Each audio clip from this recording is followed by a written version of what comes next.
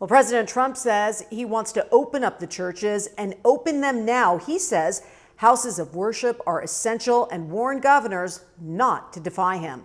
Let's get to 13 Investigates reporter Joe Bartels live near Las Vegas Boulevard and Spring Mountain with the details for us on this story. Joe.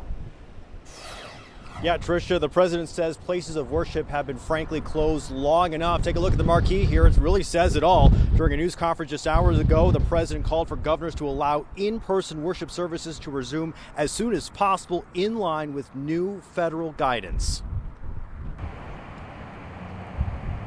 In uncertain times, faith is a constant for many.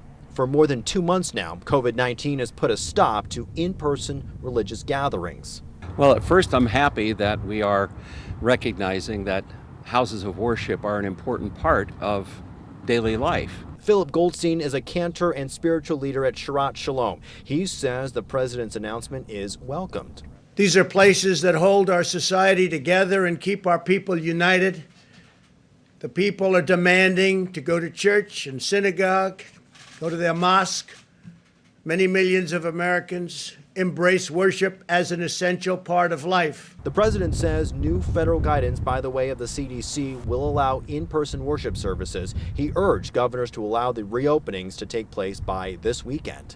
If they don't do it, I will override the governors. In America, we need more prayer, not less. The president has been at odds with governors and states that have been slow to reopen. But the larger question, can the presidential or executive office in this case exert this kind of power over states? Is there a legal mechanism for him to do that presidentially, like an executive order? No. No, there's not. I mean, he could issue an executive order, but it would really have no force and effect.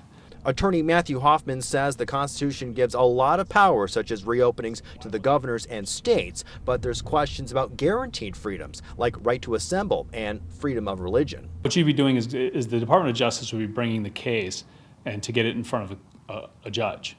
And now the judicial branch would make the decision on whether the governor's actions are constitutional. We have reached out to dozens of churches, the Catholic Archdiocese of Nevada, as well as the governor's office for their take on this. We're also going through the federal guidelines that just came out hours ago. We'll have much more coming up for you at 6 p.m. Reporting live, Joe Bartels, 13 Action News.